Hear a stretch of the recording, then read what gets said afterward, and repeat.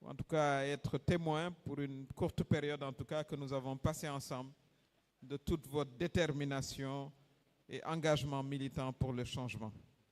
Je voudrais vous remercier et vous féliciter en même temps pour votre nomination à cette haute fonction si importante pour la paix sociale au Sénégal. Je voudrais également rendre un hommage appuyé à Matar Sylla, qui est un de nos illustres compatriotes qui, pendant des décennies, a rayonné sur la scène internationale et en rayonnant, il faisait rayonner aussi le Sénégal. Et c'est avec un grand plaisir que je le retrouve aujourd'hui après de longues années. Je viendrai au doyen Bahoum parce que lui c'est mon cousin, donc je ne l'ai même pas vu, je ne l'avais pas vu. Évidemment un grand journaliste, mais on parlera tout à l'heure d'un sujet que nous partageons. Le sujet c'est Babacar Touré. Je voudrais également saluer le directeur de la communication que j'ai connu bien évidemment quand il était jeune étudiant. Il fut brillant étudiant et c'est sans surprise qu'on le retrouve à ce niveau aussi de leadership. Je voudrais aussi saluer le directeur, je crois qu'il était là, de l'agence de presse sénégalaise, que je connais également très bien, et surtout saluer tous les compagnons et compagnes de Mimi 2024 qui m'ont accompagné aujourd'hui. Je voudrais tout d'abord vous dire que c'est avec une grande émotion que je suis aujourd'hui là à la maison de la presse Babacar Touré. Je disais tout à l'heure que mon cousin, parce qu'il l'est vraiment, Ibrahim Bahoum, était un compagnon et un grand ami de Babacar Touré. C'était également un très grand ami. Et qu'aujourd'hui, cette belle maison porte son nom. Cela nous va droit au cœur, nous, ses amis et sa famille. Et aujourd'hui, lorsque l'on voit tout le dynamisme que vous apportez dans vos fonctions toutes nouvelles, dans cette maison qui porte le nom d'un ami qui nous est très cher, ça nous fait un grand plaisir. Je ne sais pas comment vous voulez organiser le format, mais je voudrais tout d'abord souligner l'engagement des journalistes sénégalais d'une manière générale. C'est vrai qu'il y a beaucoup de critiques envers la presse souvent, mais ces critiques ne s'adressent pas toujours aux véritables professionnels de la presse, qui sont la plupart des journalistes de grande qualité, des intellectuels, mais comme dans toute profession, que ça va de maçon à docteur, journaliste à commerçant, tout n'est jamais rose dans une profession.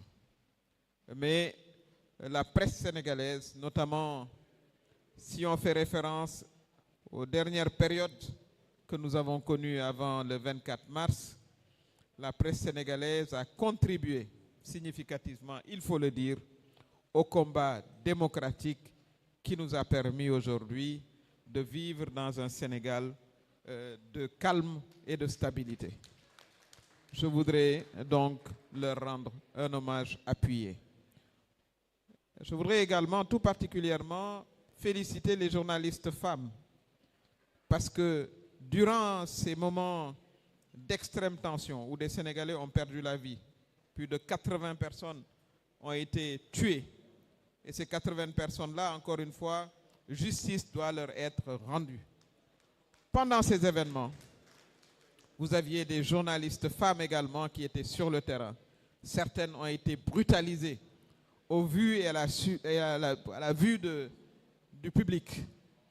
Et de ce point de vue-là, il est important que notre presse, qui devra justement réfléchir sur elle-même, je crois que c'est important, pour évidemment séparer voilà, la mauvaise graine de livrer. Mais ça, ce n'est pas spécifique à la presse, mais la presse doit le faire pour qu'elle continue à rayonner parce qu'elle est un élément fondamental de notre démocratie.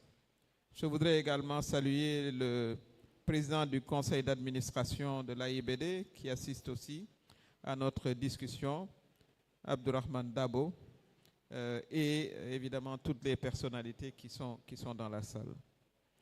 La presse, à mon avis, devra s'adapter également au contexte nouveau dans lequel nous vivons, qui est un contexte, à mon avis, de changement.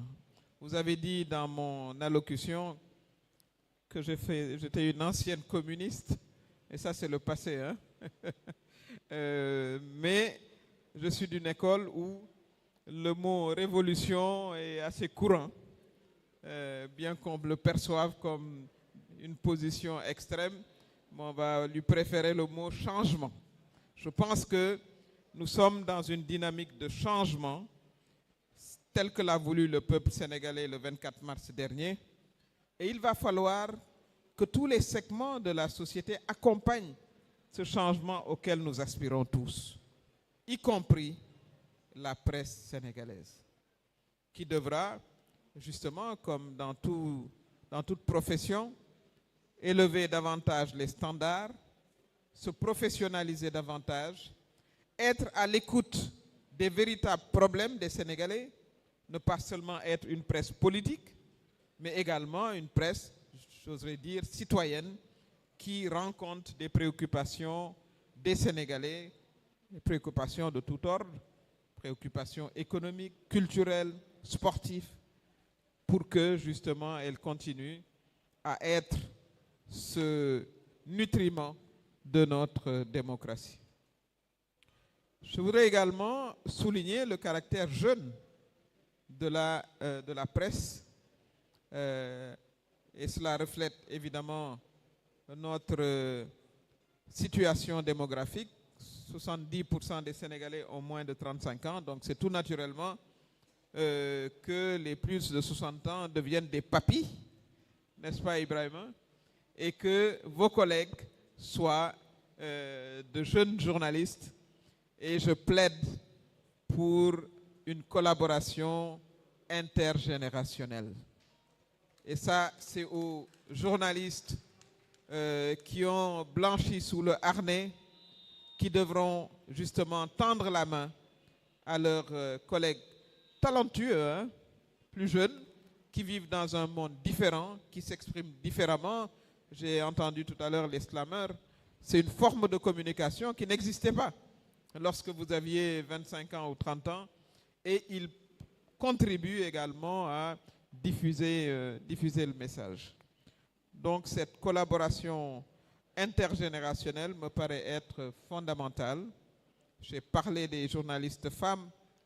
Je crois qu'elles doivent être soutenues. Je salue vraiment le projet d'avoir une crèche à la Maison de la Presse. Ce n'est pas des avantages, voilà, indus qu'on fait aux femmes. Je rappelle que les présidents, les généraux, les médecins, il a bien fallu qu'une femme les mette au monde.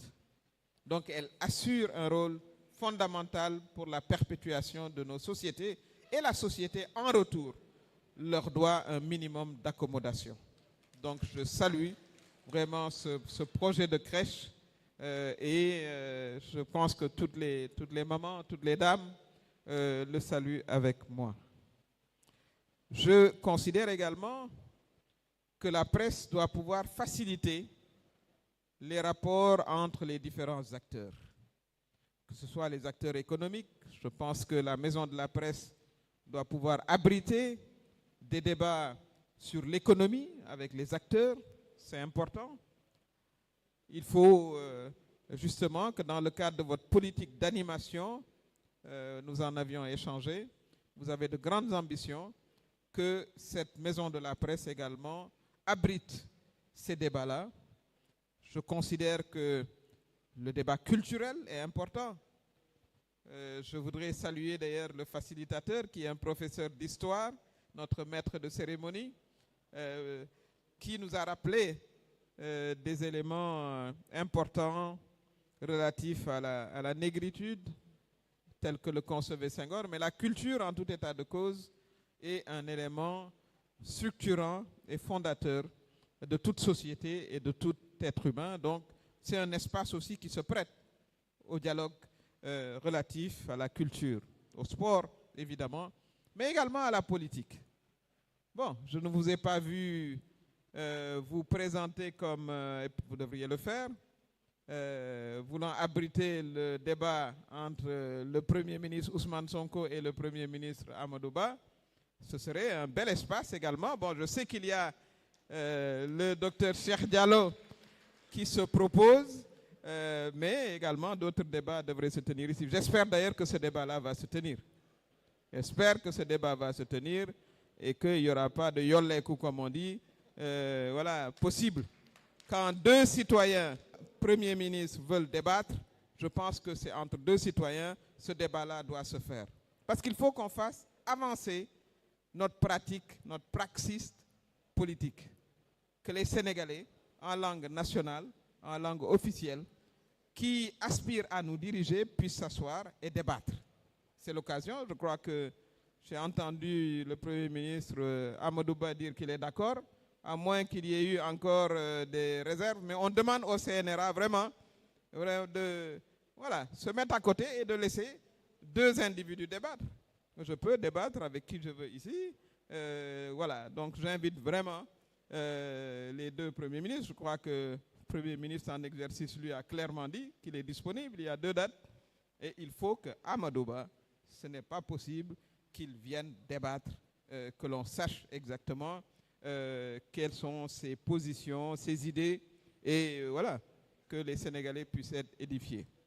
Donc, vous pouvez également, de ce point de vue-là, abriter le débat politique, le débat culturel, le débat sportif, mais également avoir des interactions avec la jeunesse. Vous nous aviez dit que, je crois que c'était hier, vous avez abrité la présentation d'un livre d'un jeune, et je salue ce type d'initiative. En tout cas, la perception que les Sénégalais en ont, d'une manière générale, c'est qu'ils voudraient que cette maison de la presse qui porte le titre d'un illustre intellectuel, d'un illustre patriote, au véritable sens du mot, Babacar Touré, il serait, depuis le paradis où il est, parce que je n'ai aucun doute qu'il y ait, il observerait avec beaucoup de bienveillance cette maison qui porte son nom, fleurir et offrir justement au public sénégalais des débats de qualité.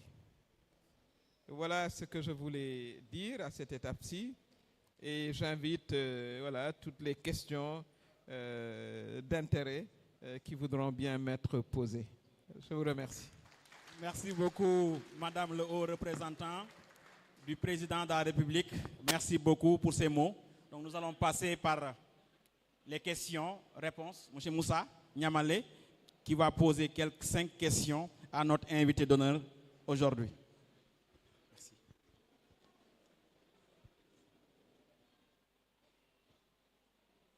Madame le haut représentant du président de la République, Monsieur le directeur général de la maison de presse Boubacar Touré, chers invités d'honneur, chers invités, chers journalistes, je m'appelle Moussa Niamele. C'est avec un grand plaisir que je me tiens devant vous aujourd'hui afin de poser quelques questions à Madame Aminata Touré.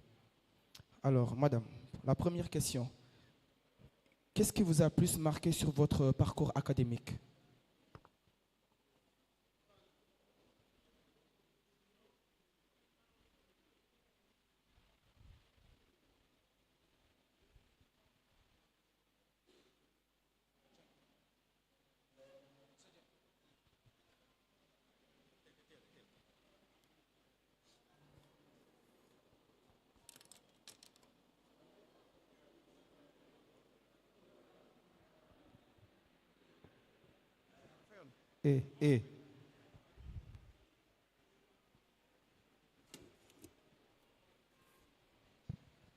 Merci. C'est difficile de s'arrêter sur un point particulier parce que, comme vous le savez, vous avez fait des études aussi, quand vous passez à l'entrée en sixième, vous êtes heureux d'avoir réussi à l'entrée en sixième.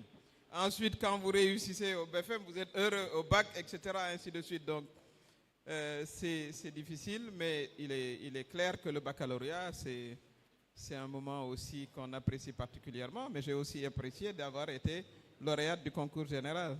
Est-ce que ça, on vous le rappelle? Mais je crois que toutes les étapes éducatives ont chacune eu un impact sur ma personnalité. Mais évidemment, les études universitaires, c'est des moments de pratique aussi politique, parce que notre période était très politique à l'époque.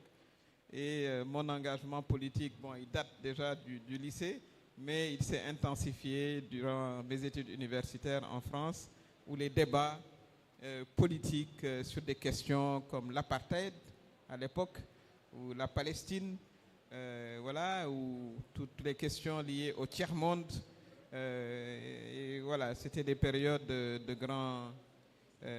grande effervescence intellectuelle. Et puis j'ai fait mon doctorat beaucoup plus tard, quand j'étais déjà mère de famille. Ça également, c'est un appel aux professionnels pour qu'ils continuent à rechercher le savoir, quelles que soient les contraintes. On doit pouvoir pousser le plus loin possible sa recherche de connaissances. Donc c'est plusieurs étapes comme ça, et je crois que Monsieur le Président du Haut Conseil, qui est un enseignant, sera d'accord avec moi sur cette question, que chaque étape est déterminante.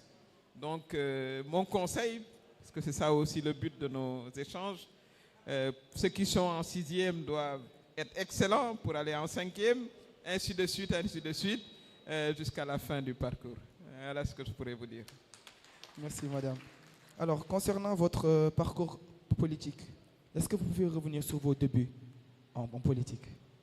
Mes débuts en politique, comme je l'ai dit, c'était une période assez animée, on va dire, du point de vue intellectuel. C'était les deux blocs. Vous avez lié le bloc soviétique, le bloc capitaliste. Vous aviez les foyers qui étaient politisés également, où on s'affrontait, mais avec les idées. Les universités, que ce soit à l'université de Dakar, tous les leaders que vous connaissez ont été des leaders de l'université de Dakar, mais également les universités européennes. Et j'ai eu une formation que j'estime solide, de gauche, où Moustapha Diémé, qui est juste à côté, pourrait en témoigner, puisque nous étions ensemble dans un parti de gauche, Andi Diouf, mais avant cela, moi-même, j'étais dans d'autres partis, où on considérait que le fameux concept de la lutte des classes était l'élément dominant.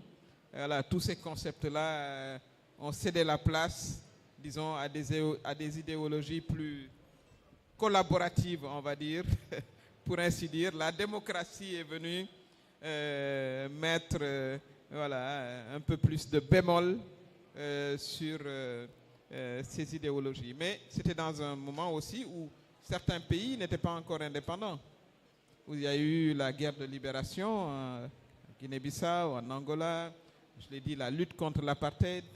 Donc, on était également nourris par tous ces combats quand on était jeune, et on ne le perd pas. Qui nous attirait à cette époque-là, et beaucoup de progrès ont été faits. Il faut aussi rendre hommage à cette école-là qui a formé beaucoup de cadres et qui a évolué évidemment sous des formes beaucoup plus conciliantes, on va dire. Merci. Merci beaucoup, Moussa. Donc nous allons accueillir M. Ndiaye Abdoulatif, qui va aussi poser ses questions aux représentants du président de la République. M. Ndiaye. Bonjour l'assistance, bonjour tout le monde, chacun en ses rangs et titres. Bonjour Madame l'ancien Premier ministre du Sénégal, une sœur à moi, Soukaï Mbaye est une sœur. Elhadj Malick Mbaye, que vous avez fait venir des États-Unis aussi, est un frère, et les Pape Khaligna. Bon, je suis le secrétaire général de l'UPF Sénégal. Je partage avec le directeur général le bureau exécutif de l'UPF, dont il est le premier vice-président. Et au nom de toute la presse, nous tenons à le féliciter. Parce que depuis qu'il a été installé, il ne cesse de prendre des initiatives, toujours dans le bon sens, et des initiatives inclusives. Vraiment, nous tenons à le féliciter et lui souhaitons plein succès. Bon, je n'ai que 2 voire 3 questions. La première, Madame le haut représentant, pourquoi vous avez quitté l'APR? C'est ma première question. Mais ça, c'est comme si ça s'était passé il y a un siècle d'ailleurs, parce que ça a été une accélération du changement, une improbabilité qui s'est réalisée, parce que, évidemment, la divergence fondamentale, c'était sur le 3e mandat. Et c'est cette aspiration au 3e mandat qui a amené toutes les catastrophes auxquelles on a assisté par la suite.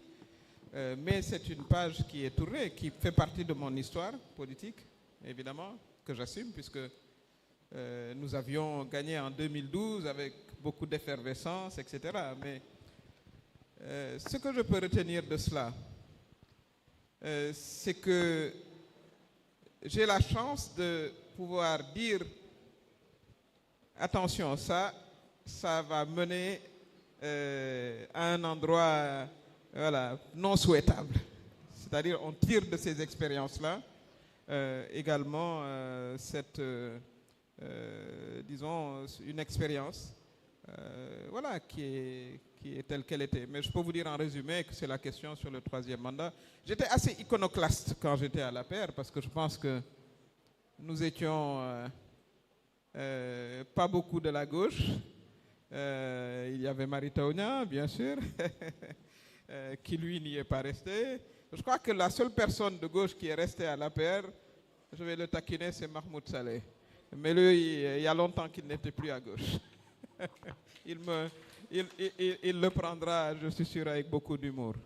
Voilà, donc nous sommes toujours restés avec nos convictions de départ dans un appareil politique qui était arrivé à expiration, si on peut dire, parce que la question du 3e mandat était une question complètement anachronique.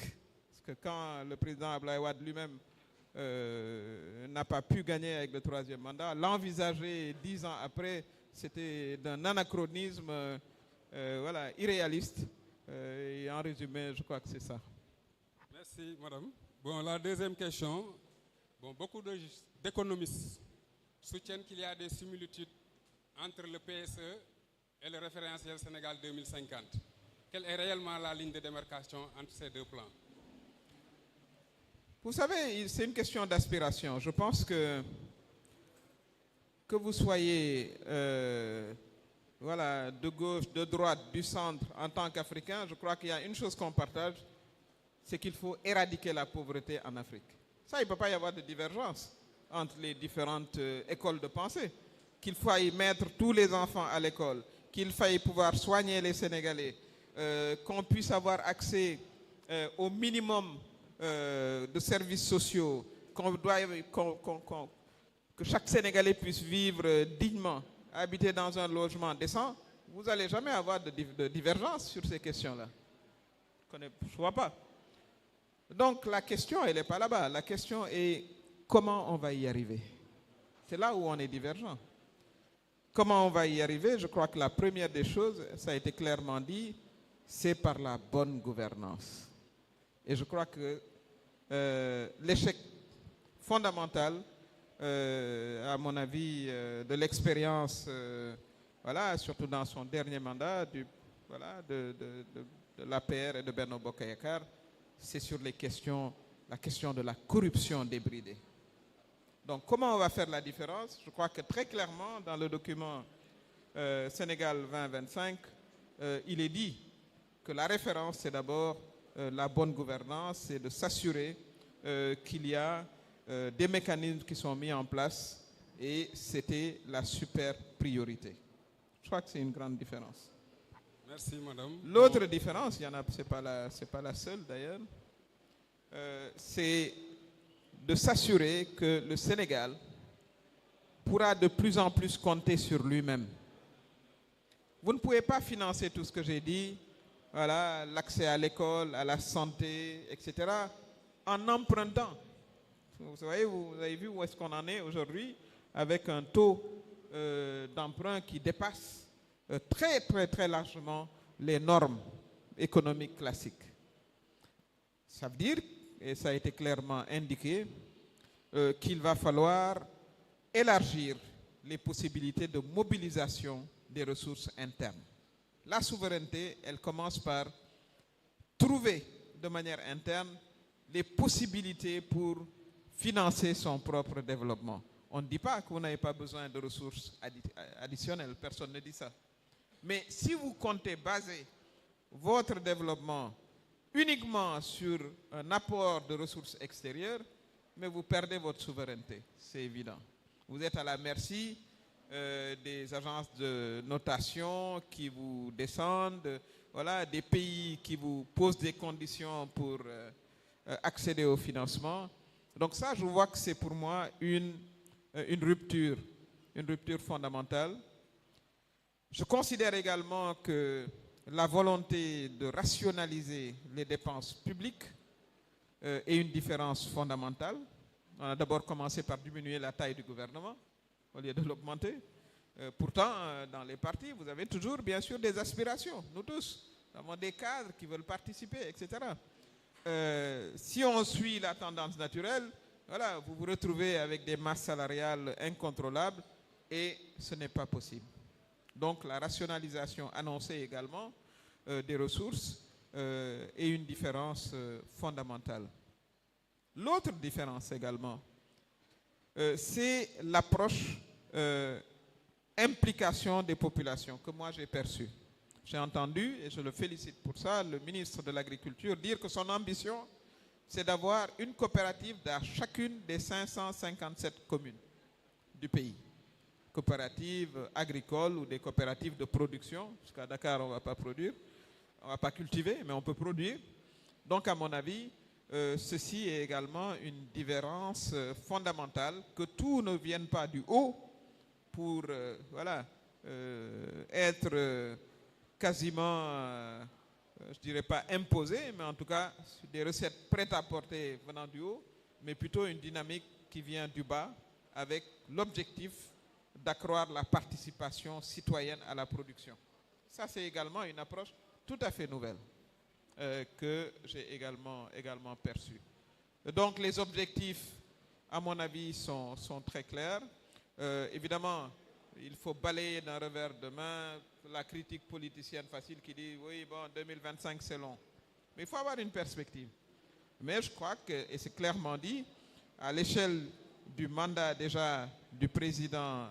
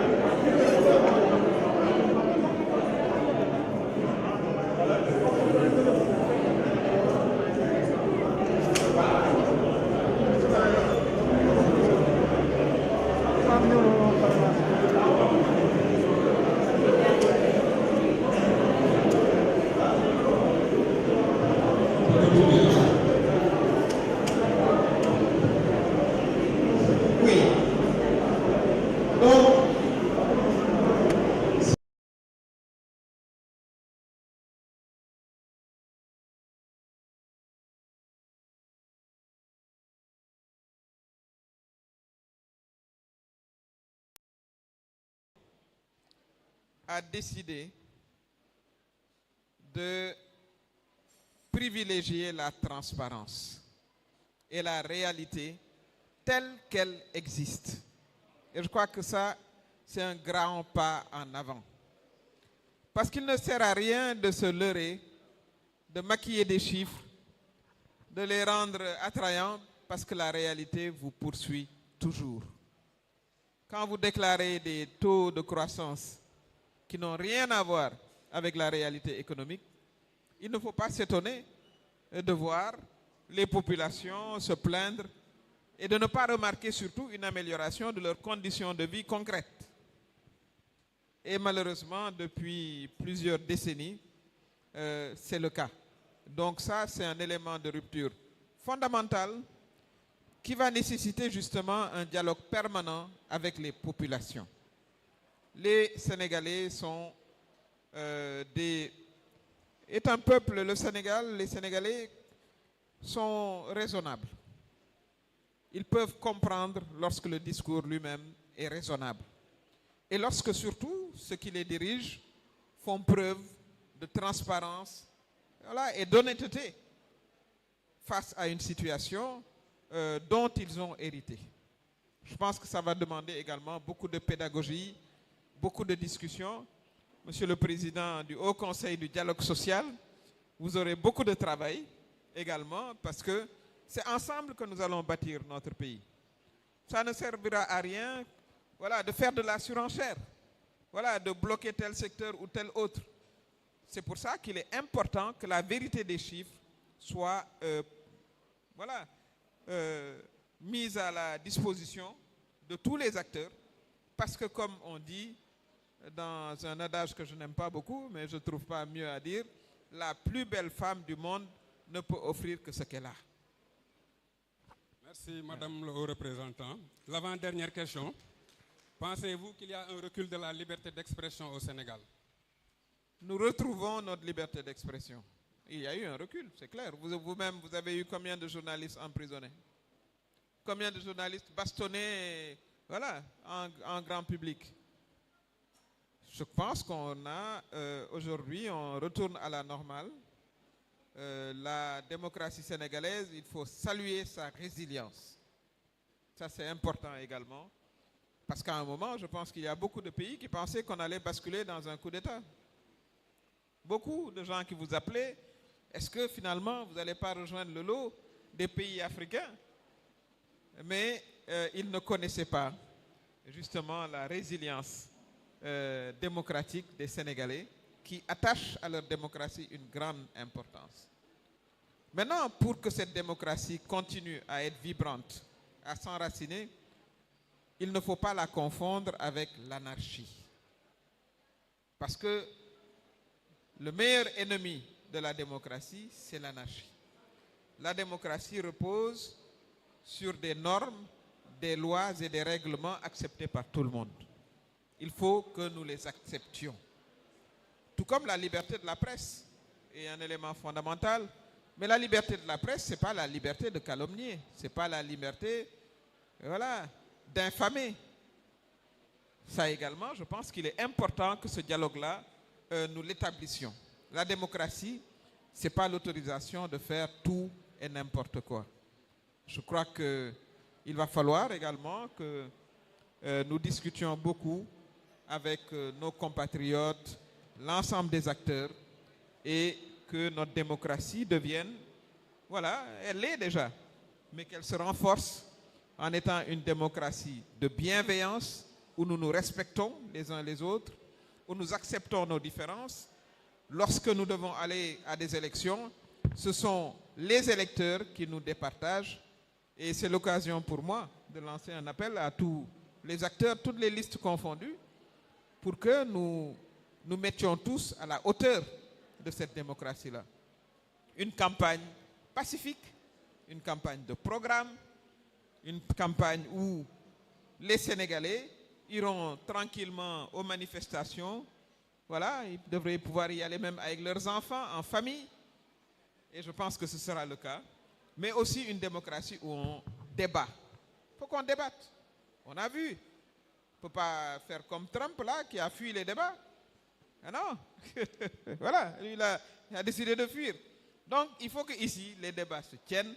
Et en tout cas, moi, le premier débat que j'attends, c'est le débat entre deux premiers ministres, le premier ministre Ousmane Sonko et le premier ministre Amadou Ba. Il n'y a aucune excuse, à mon avis, pour que le débat ne se tienne pas. Je crois qu'il y a une structure qui se propose d'abriter ce débat entre deux citoyens. Mais où est le problème? Il n'y a aucune loi qui peut interdire ça. Donc, il ne faut pas que, qui que ce soit se réfugie derrière on a dit. Non, il faut venir débattre. Et les Sénégalais vont écouter tout le monde et vont se faire leur opinion. Voilà le type de démocratie à laquelle nous aspirons, nous tous. Je considère que la Maison de la Presse est un espace pour convier justement cette démocratie bienveillante dont je parle, avec des expressions différentes. On a vu les slameurs tout à l'heure. On peut avoir des débats, surtout dans nos langues nationales, pour que tous nos compatriotes puissent saisir l'essence des messages qui sont diffusés. Je crois que nous avons fait beaucoup de progrès de ce point de vue-là, et il faut justement que nous continuions. Et c'est mon espoir que la Maison de la Presse, comme l'aurait vraiment souhaité son illustre parrain, Babacar Touré, que la Maison de la Presse vraiment en fasse son credo, que ce soit un établissement qui s'ouvre justement à tous ces dialogues qui doivent traverser notre société. Ma dernière question, c'est lié aux crues au nord et à l'est du Sénégal. Quelles sont les solutions qu'on peut trouver d'une manière durable? Oui, c'est pas simple. J'ai justement un de mes beaux-frères que je salue, Pape Demba Sow, qui m'expliquait que les crues datent de très longtemps. Il me rappelait, je crois qu'il me disait que c'était en 1948, qu'il y a une crue qui avait emporté des villages entiers avec de nombreux morts. C'est des phénomènes liés aussi au dérèglement climatique, avec des pluviométries inattendues. Et cela, il va falloir surtout qu'on développe des plans de contingence. C'est important.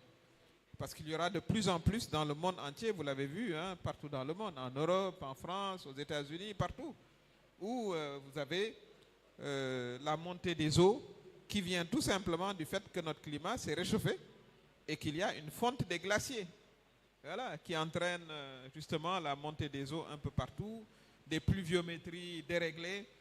Donc il va falloir qu'on apprenne à vivre avec ces crues-là, mais il va falloir qu'il y ait de véritables programmes d'urgence, de prévention, et que les populations soient également, appelées à participer justement à ces programmes de prévention. En tout cas, c'est aussi le moment pour exprimer ma solidarité à toutes ces populations. Et je salue leur résilience. J'ai vu des élèves qui tenaient à aller à l'école et qui traversaient justement ces rivières pour y aller. Et je salue également la réaction très prompte du gouvernement. Je crois que notre armée également s'est déployée. Le président de la République qui a passé du temps. Je crois que le président aussi a donné des instructions très claires pour que les populations soient appuyées. Le Premier ministre lui-même a organisé, un conseil interministériel sur la question. Donc je pense que l'État du Sénégal est au chevet de ces populations qui devront être préparées justement à faire face, parce que malheureusement, de plus en plus pour les années à venir, ce sera des scénarios, des scènes que nous serons amenés à voir de plus en plus. Donc